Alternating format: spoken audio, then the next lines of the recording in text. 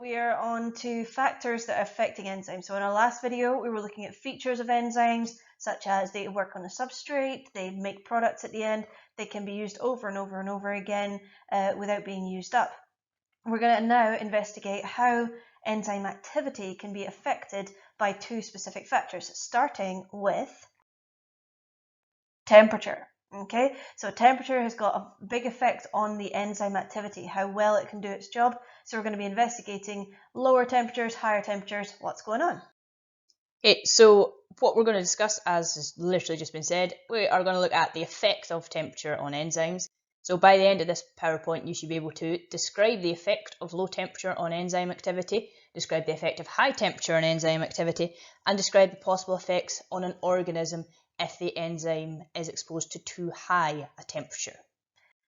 Okay, so as a reminder, these are the key facts you need to know and be able to explain more about at National 5 about enzymes. The idea they're made by all cells, they speed up reactions, they are specific, they only work on one type of substrate, they're involved in degradation or synthesis reactions. So today we're working on number 5, and that is the enzymes are affected by temperature. Okay, so as it says in the tin, enzymes are affected by temperature, and this is based on the idea that enzymes actually have an ideal working condition, like a place where they work best. And what we call this is we say it is the optimum. So it is the optimum place where they work at. And what this means is at the optimum, this is where the enzymes are most active. And it's really important that you say most active. It's not where they work best. It's not where they're working quickest. It is where the enzymes are most active. Either side of the optimum, and as you can see in this graph, it is at the peak of the graph. So either side of the graph, whereas the graph is sloping down, it is less active. So more active, less active at its optimum, it is most active. And that's always how we're talking about enzymes, whether it's temperature, whether it's pH, whatever it is, that's what we're talking about. So this is your first key idea, is that enzymes have an optimum temperature.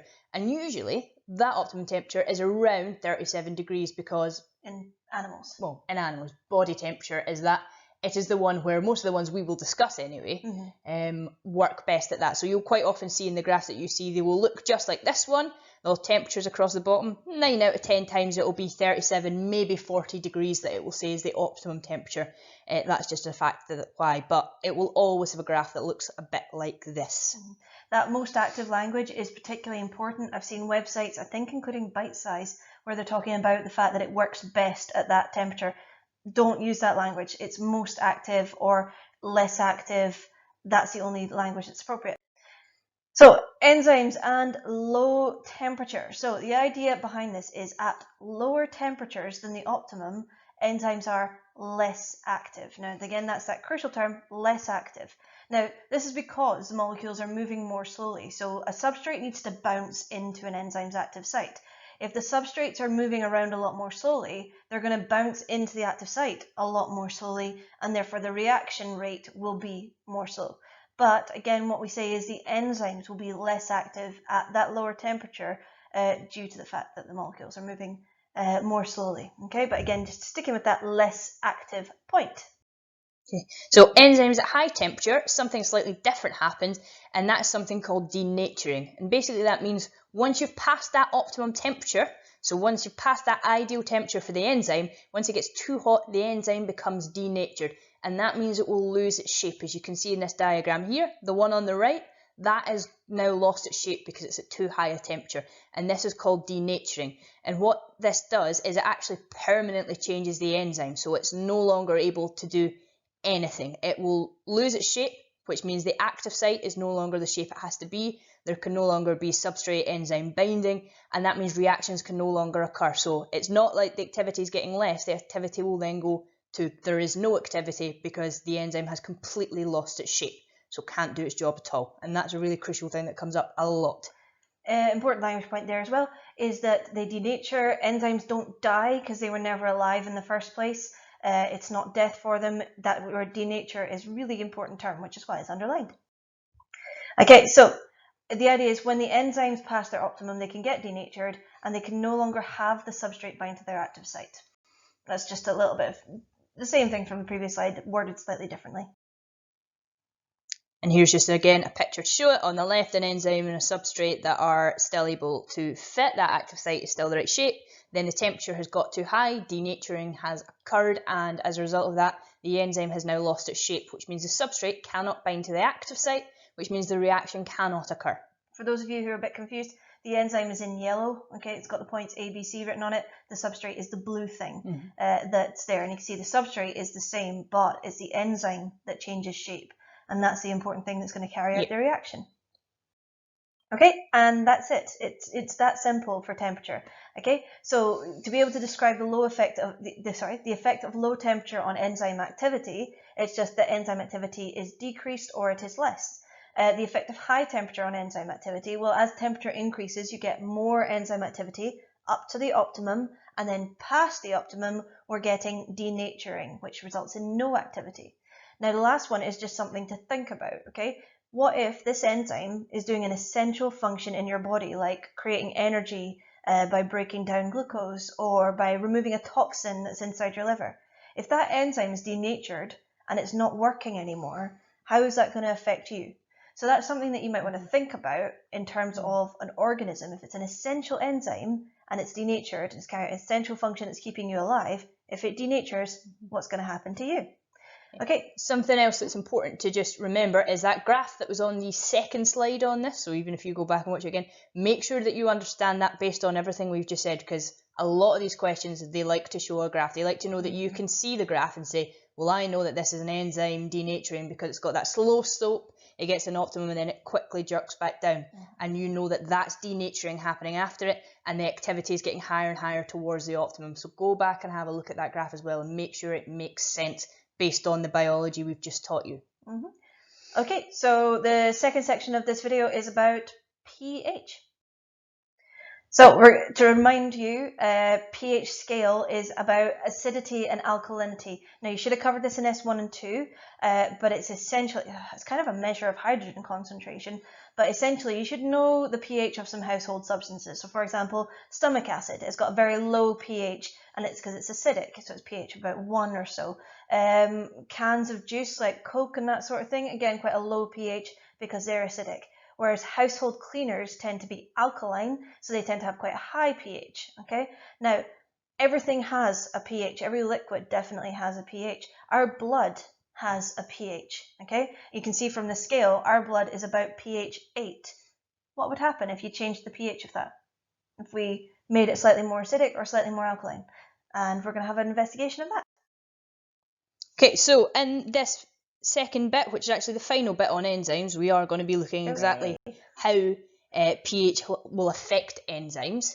So by the end of this bit of the video, you should be able to describe the effect of a low pH on an enzyme. You should be able to describe the effect of a high pH on an enzyme and describe the possible effects on an organism if the pHs were too high or too low. So basically, the exact same as temperature, but with pH instead of the word temperature.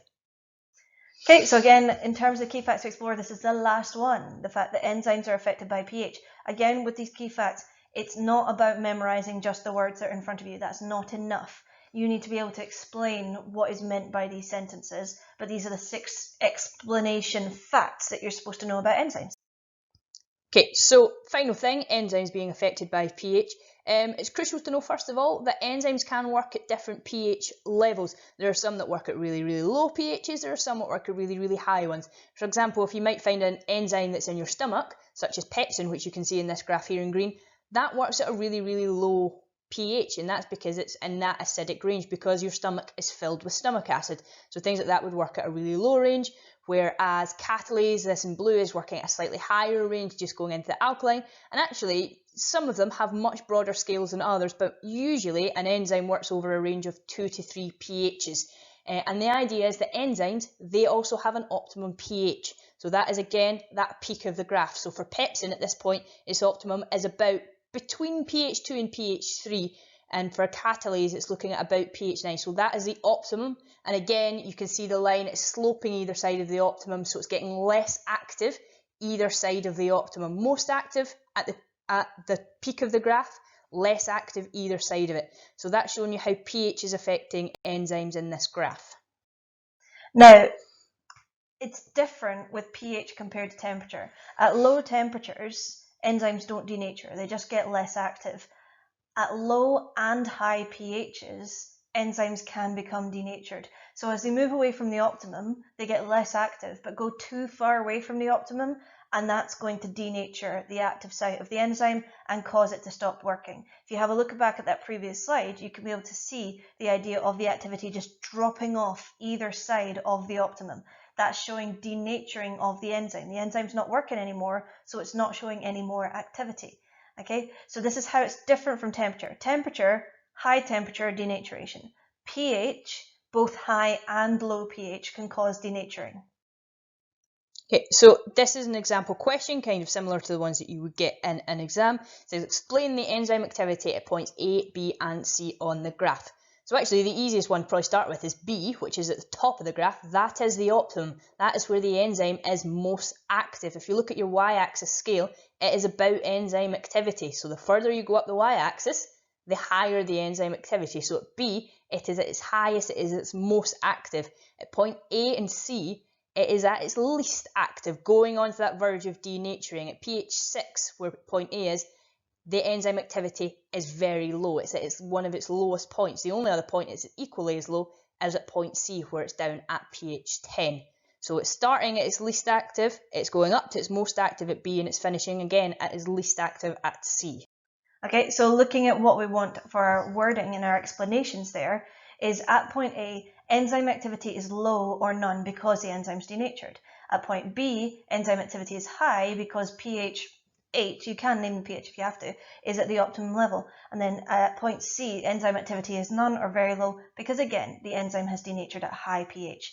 Okay, so what we're doing with our answers there is we're just showing this understanding that we know that at low and high pHs we're going to get denaturing, and because of that we're getting no enzyme activity. That's the key link there.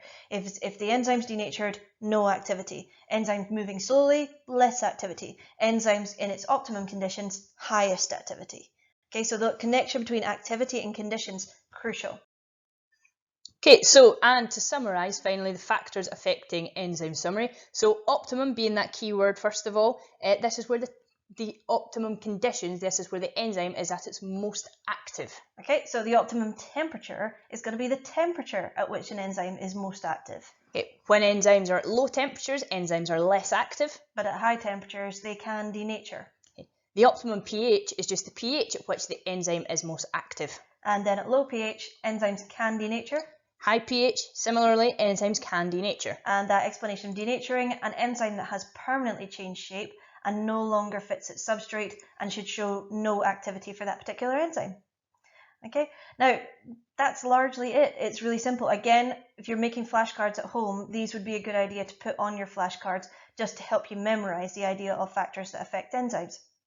Focus on words such as optimum. Optimum's a good idea, but make sure you understand this idea that optimum just means the word best or preferred, so you get best temperature, optimum temperature, best pH, optimum pH. So the idea is you need to be able to put that term after it. So if it says, I don't know, what conditions are best for operating, you go, oh, that's its optimum pH. You wouldn't just say it's its optimum. You'd just say optimum pH, okay?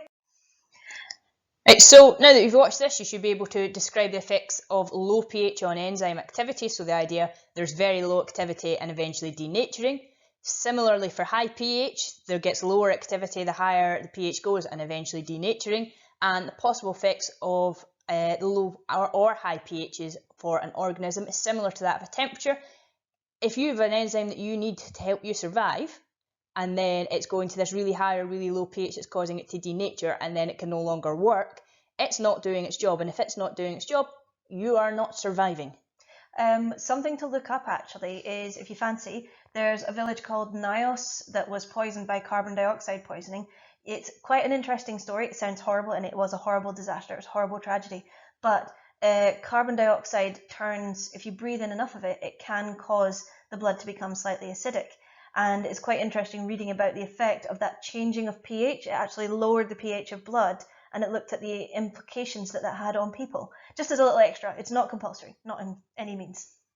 And that is the end of the fourth key area that was tough. For Unit 1. So 2 key areas to go after this. Oh, and they're a lot shorter, thank goodness. Okay, see you then.